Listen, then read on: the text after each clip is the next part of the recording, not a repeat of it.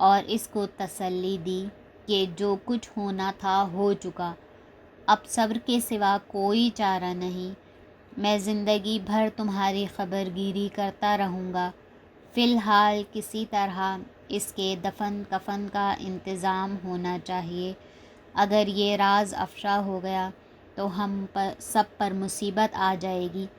مرحوم قاسم کی ایک کنیز تھی جس کا نام مرجینہ تھا۔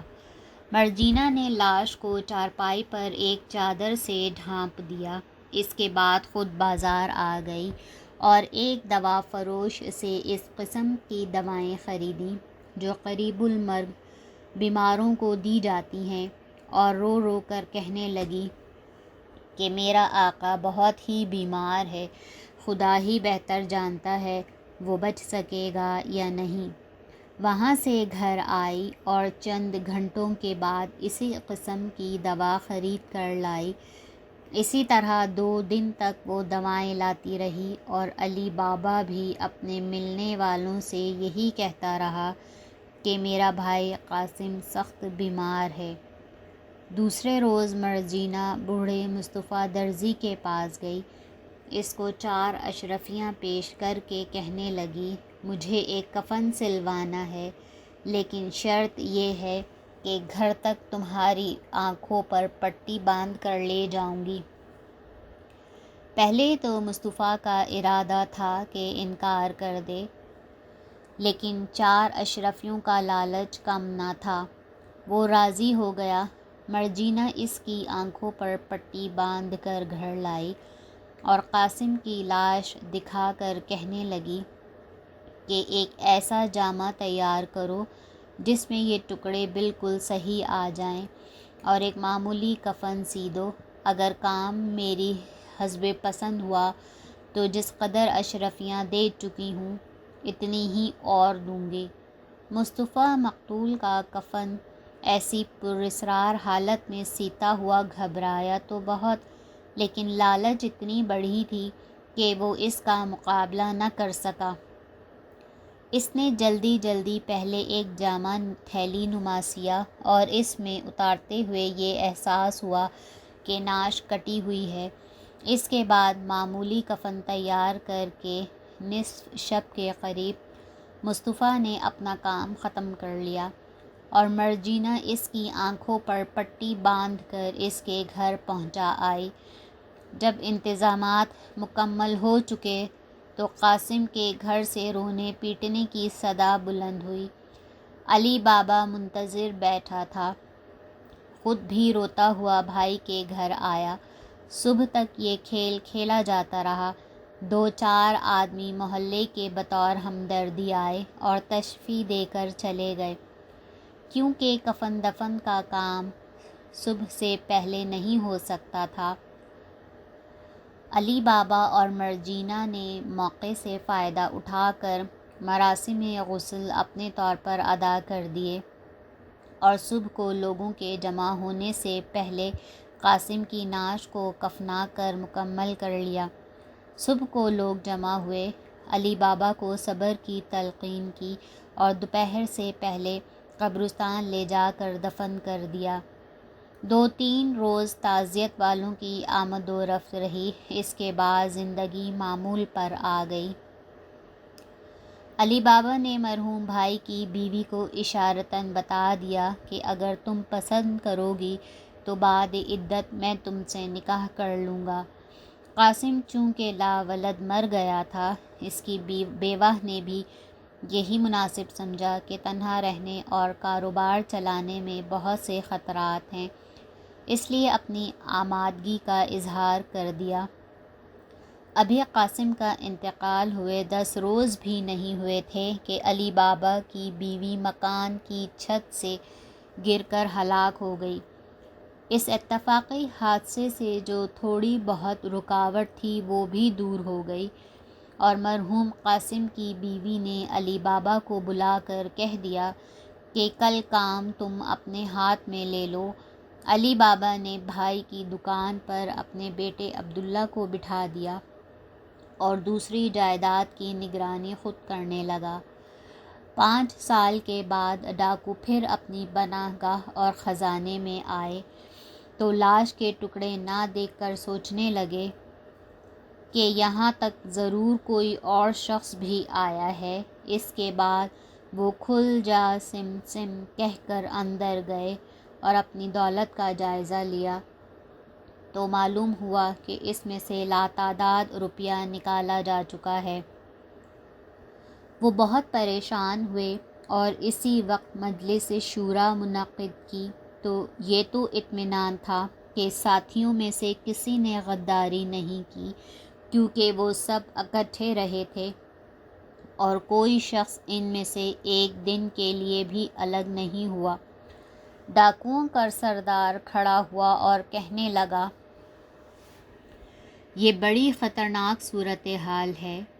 ہم نے اپنی جانوں کو ہلاکت میں ڈال کر یہ دولت جمع کی تھی اور کوئی بدمعاش آیا اور اطمینان کے ساتھ نکال کر لے گیا۔ اگر ہم نے اپنے اس چور کا پتہ نہ چلایا اور انتقام نہ لیا تو خود ہماری زندگی بھی خطرے میں پڑ جائے گی اور ہم نہیں کہہ سکتے کہ کس وقت پکڑ لیے جائیں اور ہمیں سولی دے دی جائے۔ آپ 40 جوان اور مضبوط آدمی ہیں، یہ بتائیے کہ کون چور کی تلاش کی ذمہ داری لیتا ہے؟ ان میں ایک ڈاکو اٹھا اور کہنے لگا کہ میں جاتا ہوں اور جہاں تک ممکن ہوگا اس خزانے تک آنے والے کا پتہ لگاؤں گا۔ سردار نے اس کو شاباش دی اور وعدہ کیا کہ اگر تم کامیاب ہو گئے تو ساتھیوں کی طرف سے معقول انعام دیا جائے گا۔ ڈاکو اپنی کمین گاہ سے نکلا اور ایک عام شہری کے لباس میں شہر میں داخل ہو گیا۔ اس کا خیال تھا کہ روپیہ کے متعلق پتہ چلانا تو ناممکن ہے، لیکن مقتول کی لاش کے ٹکڑوں کی بابت ممکن ہے کچھ معلوم ہو جائے، اور یہی ایسا سراغ تھا جس سے کامیابی کی امید رکھتا تھا۔ 2 روز تک ڈاکو برابر شہر میں گھومتا رہا، لیکن اس نے 4 ٹکڑوں والی لاش کا کوئی ذکر نہیں سنا، جس سے اس نے اندازہ لگا لیا کہ ہمارا چور بہت ہوشیار اور دانا ہے۔ اسی تگ و دو میں ناکام رہ کر وہ تقریباً مایوس ہو چکا تھا اور ارادہ کر لیا کہ واپس جا کر ساتھیوں سے کہہ دیا جائے۔ بظاہر چور کی تلاش ممکن نہیں۔ واپس جانے سے پہلے وہ صبح سویر بازار میں آیا تو سوائے ایک درزی کے سب دکانیں بند تھیں۔ ڈاکو وقت گزاری کا خیال سے دکان میں چلا گیا۔ وہاں بوڑھا مصطفیٰ درزی معمولی چراغ کی روشنی میں کچھ سی رہا تھا۔ اس نے سلسلہ گفتگو شروع کرنے کے لحاظ سے ہنس کر کہا کہ بابا، ماشاءاللہ اس عمر میں بھی تمہاری نگاہ بہت تیز ہے۔ مصطفیٰ اپنی تعریف سن کر خوش ہو گیا اور کہنے لگا، جی ہاں، میں اس سے بھی کم روشنی میں سلائی کر لیتا ہوں۔ ابھی چند روز پہلے بعض خاص حالات سے میں نے رات کو اتنی مدھم روشنی میں ایک کفن سیا تھا کہ دوسرا آدمی سوئی اور دھاگے کو بھی اچھی طرح نہیں دیکھ سکتا، لیکن صاحب وہاں انعام بھی خوب ملا، گو اس میں شک نہیں کہ ایسی کٹی ہوئی۔ اتنا کہہ کر مصطفیٰ خاموش ہو گیا، پھر بولا کہ مجھے اس سے کیا کام تھا کہ کیسا تھا، میں تو ذکر کر رہا تھا کہ 8 اشرفی لے کر میں نے اندھیرے میں بھی کفن سی دیا تھا۔ ڈاکو کٹی ہوئی لاش کا ذکر سن کر چونکا اور دل میں خیال کرنے لگا کہ ممکن ہے کہ جس شخص کی تلاش میں نکلا ہوں اس کا سراغ اسی سے کچھ نکل آئے گا۔ چنانچہ اس نے 2 اشرفیاں نکال کر مصطفیٰ کے ہاتھ پر رکھتے ہوئے کہا، ہاں بابا، اس لاش کی کیا خاص بات ہے؟ مصطفیٰ نے اشرفیاں دیکھیں تو گفتگو پر آمادہ ہو گیا اور بڑی پراسرار آواز میں کہنے لگا کہ وہ نعش جس کا ذکر میں کر رہا تھا 4 ٹکڑے کی ہوئی تھی۔ میں نے اس کو ایک تھیلے میں اس طرح بند کر دیا تھا کہ اٹھانے میں یہ معلوم نہ ہو کہ کفن کے اندر لاش کے بجائے ٹکڑے رکھے ہوئے ہیں۔ ڈاکو سمجھ گیا کہ میں منزل مقصود کے قریب ہوں۔ اس نے مصطفیٰ سے کہا کہ تم مجھے وہ مکان دکھا سکتے ہو جہاں تم نے کفن سیا تھا؟ اگر تم ایسا کر سکو تو میں تمہیں ایک اور اشرفی دینے کو تیار ہوں۔ مصطفیٰ نے مایوسی سے سر ہلاتے ہوئے کہا، افسوس، میں تمہیں صحیح نشاندہی نہیں کر سکتا، کیونکہ مجھے وہاں آنکھوں پر پٹی باندھ کر لے جایا گیا تھا، اور یہ سوچ کر اگر میں اس مکان کو دکھا سکتا تو ایک اشرفی اور مجھے مل جاتی۔ مصطفیٰ کے منہ سے آہ نکل گئی۔ ڈاکو نے تجویز پیش کی کہ میں تمہاری آنکھوں پر پٹی باندھے دیتا ہوں، تم اس اندازے سے چلنے کی کوشش کرو جس پر اس روز چلے تھے، اور اس طرح اگر کچھ کامیابی کا امکان نظر آیا تو میں موجودہ اشرفی تمہیں دے دوں گا۔ مصطفیٰ تیار ہو گیا۔ چنانچہ ڈاکو نے اس کی آنکھوں پر پٹی باندھ دی اور سہارا دیتا ہوا ساتھ ساتھ ہو گیا۔ بوڑھے مصطفیٰ نے سوچ سوچ کر بڑی احتیاط سے بڑھنا شروع کیا اور ڈاکو کو ساتھ لیے ہوئے ٹھیک قاسم کے مکان کے آگے جا کھڑا ہوا۔ اس کے بعد مخاطب ہو کر کہنے لگا، میں یقین سے کہہ سکتا ہوں کہ میں اس سے آگے نہیں گیا تھا۔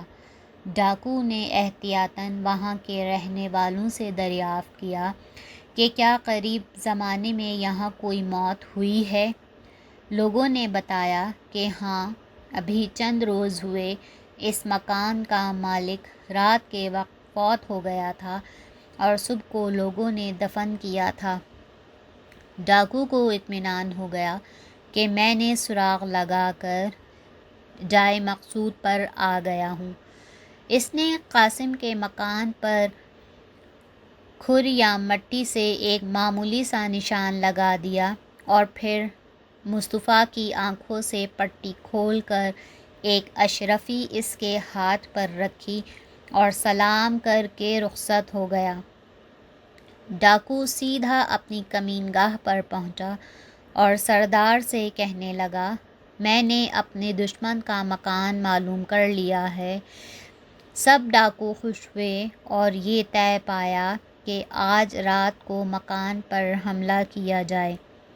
ڈاکو جس وقت مکان پر نشان لگا رہا تھا، مرجینا کسی کام سے باہر گئی ہوئی تھی۔ واپس آئی تو مکان کے دروازے پر سفید کھر یا مٹی کا نشان دیکھ کر جھجکی اور کچھ دیر تک سوچتی رہی۔ پھر گھر میں سے ایک کھر یا مٹی کا ٹکڑا لا کر محلے کے سارے دروازوں پر اسی قسم کے نشان بنا دیے اور اطمینان سے اپنے کام میں لگ گئی۔ رات کو حسب قرار وعدہ سب ڈاکو لباس تبدیل کر کے شہر میں آئے اور جو شخص مکان پر نشان لگا گیا تھا اسی کو لے کر محلے میں آئے جہاں علی بابا رہتا تھا۔ لیکن اس کی حیرت کی انتہا نہ رہی جب اس نے دیکھا کہ اس علاقے کے ہر گھر پر وہ نشان بنا ہوا ہے جو اس نے شناخت کے لیے لگایا تھا۔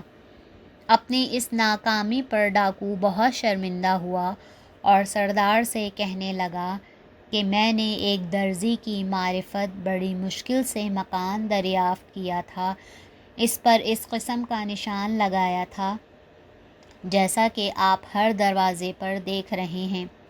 معلوم ہوتا ہے ہمارا چور بڑا ہوشیار ہے اور ہماری ہر نقل و حرکت اس کے علم میں ہے۔ جب ڈاکو مایوس و ناکام واپس لوٹے تو بے حد چڑچڑے ہو رہے تھے۔